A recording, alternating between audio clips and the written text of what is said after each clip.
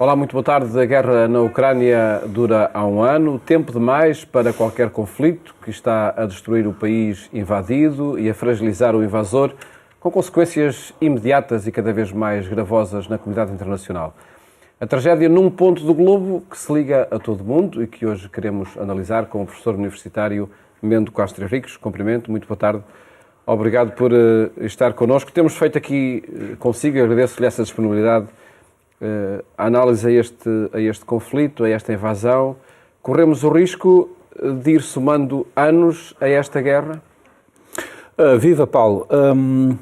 Bom, de facto, os acontecimentos datam de 2014 e, nesse sentido, a guerra leva 9 anos. Agora, os primeiros 8 anos tiveram uma intensidade muito menor e pode-se dizer que foi com uma surpresa mundial, exceto aquele muito pequeno número de entidades que tinham as informações, que em 24 de fevereiro de 22 foi lançado um assalto fortíssimo, mas rechaçado pelo povo ucraniano, quer pela população, quer pelos seus governantes que se têm mantido unidos. É uma situação de guerra como a Europa não via sem fim à vista, ao contrário, por exemplo, das guerras da Jugoslávia, que, enfim, eram conflitos civis internos, mas percebia-se que tinham como que um fio que depois se ia extinguir. Aqui há uma novidade, é que, como dizem todos os grandes analistas russos da oposição, o conflito externo é uma continuação da repressão interna. E não haverá fim do conflito enquanto não terminar a repressão interna na Rússia e, portanto, o próprio regime de Putin. E que importância tem a resiliência dos próprios ucranianos diante deste conflito? Bem, eu acho que todos temos que achar extraordinária, porque estamos a falar de uma população de mais ou menos 40 e poucos milhões, 42 milhões de pessoas, dos quais uns 7 ou 8 estão refugiados fora do país, alguns em condições difíceis, muito, precárias, dos quais uns 6 ou 7 milhões estão deslocados, não estão nas suas terras de origem, porque foram completamente bombardeadas, como Mariupol, ou estão ainda sob assalto. Outros, naturalmente, têm dificuldades de emprego porque o país perdeu qualquer coisa como 35% do seu PIB, portanto é uma economia destruída, completamente destruída. Mais de 1 milhão está nas próprias Forças Armadas. Portanto, é uma economia de guerra, é um povo que está a ser absolutamente violado, não é? Nós falamos da violência doméstica, se aqui o doméstico for a nação, eles estão em situação de violação. Perante tudo isto, realmente, desde a primeira hora, têm resistido de uma forma que é um exemplo para a Europa toda. E, de facto, se do lado da Ucrânia falamos nesta resiliência da população em geral, do lado da Rússia podemos olhar sobretudo para as mulheres como a população que pode ter aqui um papel muito determinante para o agir da situação? Eu penso que se pode dizer. Vemos no Irão, nos próprios países muçulmanos, as mulheres têm sido mais importantes que os homens, talvez porque venham de uma situação mais reprimida e têm que falar mais. Há muitos estudos, há muitas sondagens, umas mais fiáveis que outras, deva-se dizer, de que 60% a 65% da população russa é indiferente, quer dizer, segue o poder. Bem, pode-se dizer que é assim em muitos países, mas nos regimes autoritários é mais grave. Depois, há uma franja oposicionista e há outra franja que ainda quer mais guerra do que aquela que existe. Acredito que essa seja uma franja minoritária. São franjas minoritárias, mas vocais, não é? Porque no caso dos que querem a guerra têm todos os meios da televisão e dos jornais oficiais a seu favor, enquanto que a franja anti-guerra, essa está silenciada, está na prisão. Navalny corre o risco de ser morto de um dia para o outro, Vladimir Kara-Murza, enfim, várias personalidades, alguns deles deputados do sistema municipal russo, mas que levantaram a oposição. Ora bem, as mulheres são importantes porque são as esposas, as namoradas, as mães daqueles que estão a combater. E nós vivemos na era do telemóvel, todos eles recebem, é muito fácil, nós conhecemos essas comunicações e o assunto não está a correr assim muito bem. Olhando a operação militar em si, de que forma é que se pode analisar o que está a acontecer? Ouvimos falar de facto em ataques russos, da parte da Ucrânia é sobretudo um desgaste progressivo que está em curso? Há vários aspectos a ter em conta. As forças de elite, vamos chamar-lhe assim, os VDN, paraquedistas, brigadas navais, o primeiro exército de guarda dos tanques, foram completamente dizimados, vai fazer um ano agora em fevereiro, março, nos ataques a Kiev e a Kharkiv. E, portanto, a Rússia, digamos, o seu exército profissional, os cerca de 150 mil homens que atacaram, ficou francamente diminuído. Ora, se a Ucrânia venceu um exército de profissionais, porque é que não há de vencer um exército de amadores? Que são aqueles que resultam, os chamados mobiques da mobilização, que evidentemente não têm o mesmo tipo de treino de quem está há 7, 8, 10 anos, enfim, a usar armas que são complexas e preparado para a disciplina. A Rússia, de facto, fez desde setembro de grandes mobilizações, ninguém sabe o número exato, se são 300 mil, se são 500 mil. É preciso perceber uma questão de fundo. O Império Russo, o Império Austro-Húngaro, muito assim, aliás, a influência germânica, é extraordinariamente burocrático e administrativo. E, portanto, desde que a ordem foi dada de mobilização, há interesse em não parar a ordem, porque assim os mobilizados mantêm as suas regalias, digamos assim. Claro que essas regalias vistas por nós são um bocadinho tristes, antes davam, há meses atrás, alguns receberam um automóvel pelo morto, agora as viúvas e as mulheres recebem, imagine, casaco de peles, não é? Que eu acho que faz lembrar o novo curso que foi aberto na Católica, que é a Economia do Luxo, que não acho que seja uma coisa que dê muita satisfação, mas de facto entregar um casaco de peles à viúva significa que está qualquer coisa errada na Rússia. Sim, de facto não é uma relação de todo que se possa, enfim, estabelecer sequer. Por parte da Ucrânia, o crescente armamento que está a acontecer e que muitos países estão a fazer da Ucrânia está a levar esta guerra, de facto, e uma solução da guerra para um confronto entre forças? Repara, um dos grandes clássicos da guerra, que se chama Clausewitz, disse que o mais terrível na guerra é a escalada. A expressão é dele. Isto é, começa-se e não se sabe quando é que se para. Porque para obter a vitória é preciso ter sempre mais forças do que o inimigo, e é isso que dará. E ele teorizou isso muito bem e disse que, portanto, quando é que para a escalada? O que o Ocidente tem feito, embora cause preocupação a nós todos que queremos apoiar mais os ucranianos, é que tem dado as armas, é quase a conta gotas, não é? Bom, primeiro não davam tanques, depois não davam os EIMARs, depois não davam, agora não querem dar já os aviões, mas o certo é que isso tem sucedido. Parece que é uma estratégia do Ocidente, enfim, uma estratégia da NATO também neste conflito, por muito que não a assuma. Faz um pouco lembrar aquela ideia de como é que se cose uma rã sem a rã perceber. Coce-se devagarinho, não é? A temperatura não pode subir imediatamente para a rã continuar. Ora bem, e as armas têm sido dadas devagarinho, de modo a mostrar claramente ao Kremlin que não se quer provocar de uma vez por todas, mas isto tem um preço muito grande, porque se as armas tivessem sido dadas antes, eventualmente já a guerra tinha tido uma solução a favor da Ucrânia. Em todo caso, e olhando isto, por exemplo, para a doutrina social da Igreja, essa via do armamento nunca é aquela que é apontada. Pois, depende naturalmente de que época da Igreja nos estamos a falar. A Igreja, por um lado, tem uma tradição que está a ser abandonada corretamente, que é a chamada tradição da justificação da guerra justa, que vem desde Santo Agostinho, e que os últimos, desde o Concílio Vaticano II está posta em causa, e em particular o Papa Francisco tem sido muito determinante disso, porque guerra justa é uma espécie de expressão paradoxal em si mesma. Agora, os ministérios já não se chamam Ministérios da Guerra, chamam-se Ministérios da Defesa. O problema que se põe é, há uma defesa legítima? Há uma defesa justa? Bom, isso é difícil dizer que não. De facto, há uma defesa legítima. O problema que se põe é, então, até onde é que pode ir a defesa legítima? E nisso há uma compatibilidade com a mensagem cristã. E até onde pode ir, coloca sem dúvida nenhuma o tema das armas nucleares, que ameaça elas podem constituir para o conflito e, sobretudo, para o alargar do conflito a partir da Ucrânia.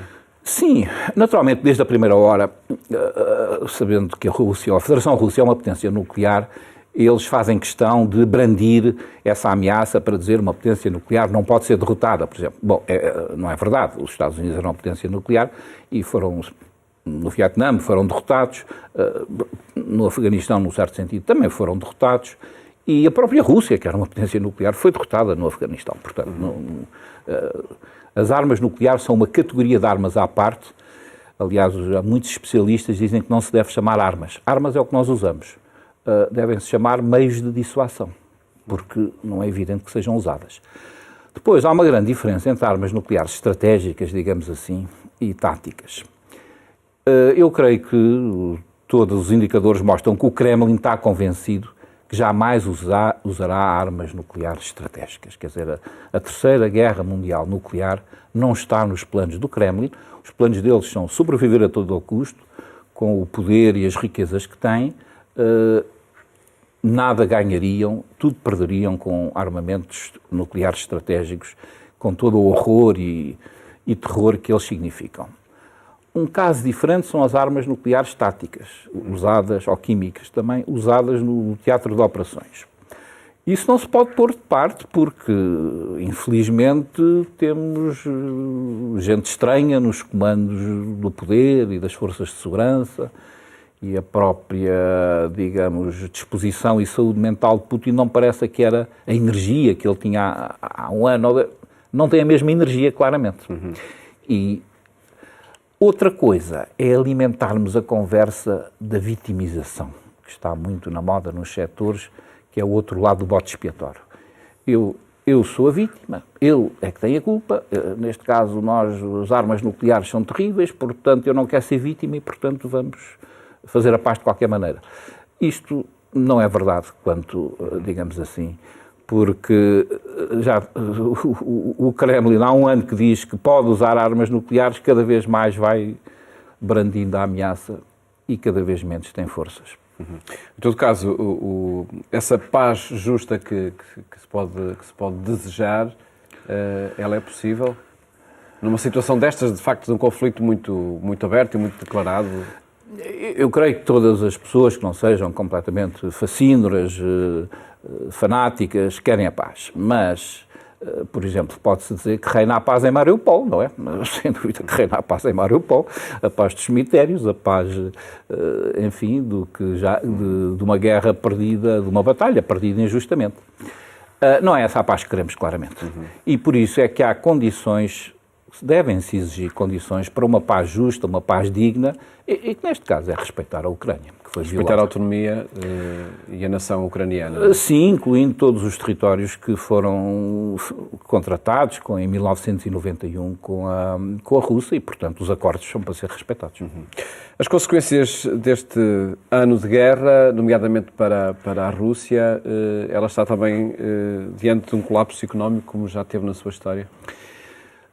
Colapso económico direto, não, mas porque a Rússia, como tem uma população muito grande e como as necessidades da população podem ser sustentadas pela indústria interna, ela consegue substituir as importações e dar aqueles bens. Os supermercados não estão vazios.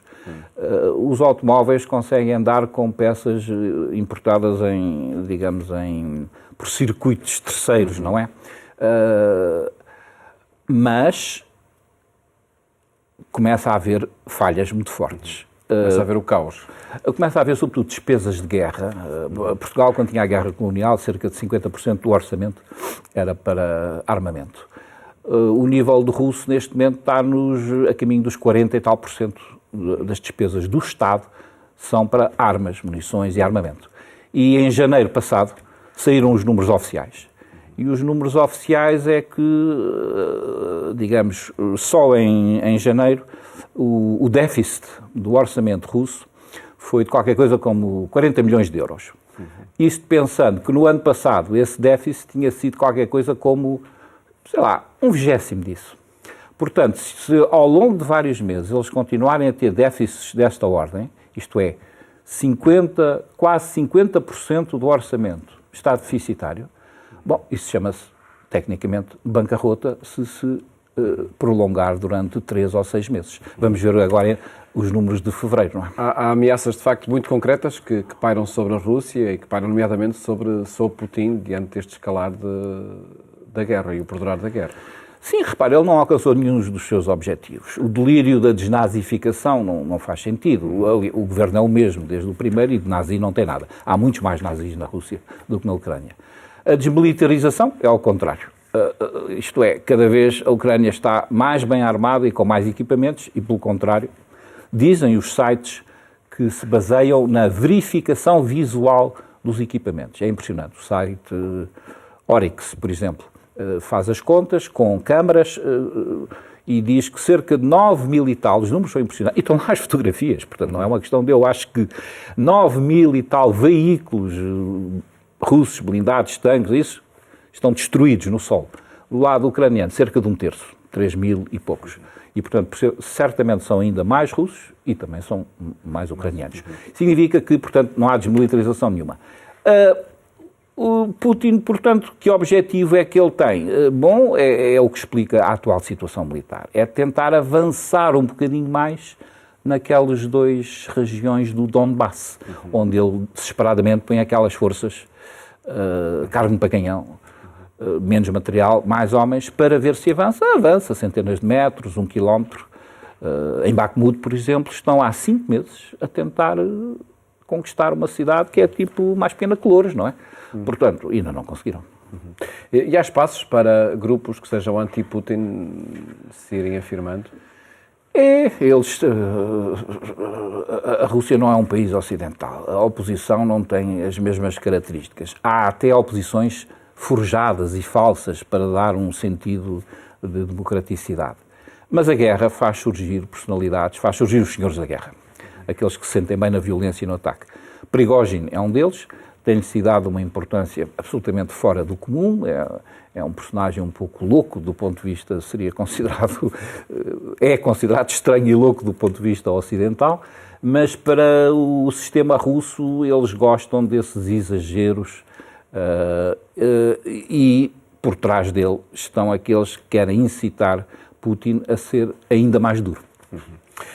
E a Igreja Ortodoxa Russa, enfim, é sempre um ponto que trazemos aqui a esta análise, pela sua proximidade ao poder. Quer isso dizer que, enfim, é sobretudo uma força política que está também no interior da Igreja, não tanto essa dimensão religiosa que lhe caberia. Sim, diz bem, Paulo, analisar a dimensão religiosa da Igreja Russa é um grande mistério, eles que façam esse trabalho. O que vemos é que a sua hierarquia é subserviente do Kremlin, em particular o principal hierarca, o metropolita Cirilo. E houve um pormenor, já foi há bastante tempo, não se falou quase nada aqui no Ocidente, é curioso, mas houve um pormenor típico. O número 2 da Igreja Russa, o metropolita Hilarion, por acaso, eu conheço pessoalmente, ele passou uma vez pela Universidade Católica, fez uma conferência, e uma vez em Moscou também eu fui convidado, e ele estava, nessa altura não falei, porque ele era uma pessoa muito importante, mas estava lá presente também. Era o número 2 porque era o responsável por toda a formação, os mestrados e doutoramentos dos teólogos russos e, digamos, o representante para os contactos internacionais.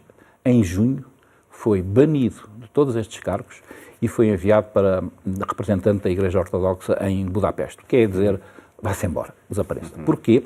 Porque não tinha feito nenhuma declaração pró-guerra. Também não fez nenhuma contra. Mas não... Isso são sinais de fratura na própria Igreja? São sinais de fratura. São sinais que ainda há uns restos, digamos, vamos simplificar, de fé dentro daquela gente. Há padres, sacerdotes ortodoxos que têm protestado, uns têm sido afastados, outros afastaram-se a si próprios, em Kostroma, por exemplo, outro o padre Gobianin, mas são exceções. Do modo geral, a Igreja Ortodoxa continua a ser, e viu-se, aliás, isso, o seu ramo que estava em Kiev albergava material de propaganda russo, continua a ser um peso para a violência e não um peso para a paz. Falemos já aqui referimos o papel do Papa Francisco neste conflito. Eu creio que nos encontros públicos que o Papa tem, quarta-feira e domingo, desde que começou a guerra, não sei se houve alguma vez que ele falhou o apelo à paz, que persiste em não acontecer, não é? Podemos dizer que é o papel do Papa, ele poderia ir mais longe, houve tentativas de contacto direto na Rússia e na Ucrânia que se revelaram impossíveis. Mas depende do Papa também a paz. O que é que pode depender da voz do Papa? O Papa tem esse papel e pode-se dizer essa obrigação e essa missão de apelar à paz. Estranho seria que tivesse outro apelo, não é? Mas a sua voz não poderia ou não deveria ter outro alcance na cena internacional? O conjunto das religiões tem um papel complexo nesta guerra. Por exemplo, a religião judaica, o conjunto das movimentações judaicas. Embora sejam poucos na Rússia, são talvez 200 mil, mas têm posições importantes e, sobretudo, existem cerca de 2 milhões de israelenses de origem russa. Portanto, a Rússia é importante para os israelenses como povo, independentemente depois daquelas colaborações militares na Síria, etc. De facto, aquilo a que nós podemos chamar o terceiro templo, se quisermos um termo simbólico, para a reconstituição do papel do judaísmo no mundo, está em luta com o que podemos chamar a terceira Roma, ou seja, Moscovo como herdeiro do Império. E considerando que os movimentos judaicos têm uma presença interessante mundial, nos Estados Unidos, obviamente em Israel, na Europa, até em Portugal, onde nós temos o nosso cidadão mais rico, chama-se Roman Abramovich, como é conhecido, e enfim, o antigo dirigente do Chelsea, e como muitas vezes se repara, um mediador discreto nesta guerra, porque está em todas as negociações de trocas de prisioneiros, como teve na primeira tentativa de acordo de paz logo na Bielorrússia em março, falhada, claro, até terá sido meio envenenado na altura, isso veio a lume, e esteve nos acordos cerealíferos com António Guterres também, portanto, uma pessoa importante a seguir. Em todo este conflito, neste ano de guerra, de facto, Putin é o que faz a diferença, seja para a tragédia da guerra, seja para a distância da paz que se quer alcançar.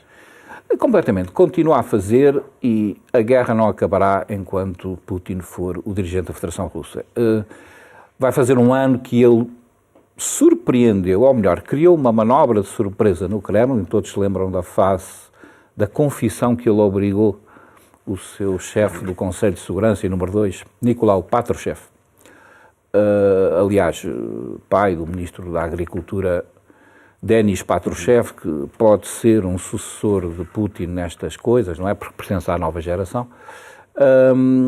Todos sabemos que não havia unanimidade, digamos, do Bloco do Poder em iniciar a guerra há quase um ano. E, portanto, ela deve-se a um voluntarismo de Putin que, volta ao princípio, transformou a sua repressão e a violência interna sobre a população, a sua perda de popularidade crescente, transformou isso, por razões que ele considerou, numa invasão para o exterior, que correu mal. Professor Mendo Carlos Henriques, agradeço a sua análise aqui a este ano de guerra e as perspectivas que deixou para aquilo que acontece na Ucrânia, mas que cada vez mais afeta a comunidade internacional. Muito obrigado. Obrigado por ter estado aqui no programa Eclésia. Antes de terminar, convido a passar pelo portal agência.eclésia.pt, onde publicamos a informação sobre estes e muitos mais temas da atualidade. Votos de uma ótima tarde e até amanhã, se Deus quiser.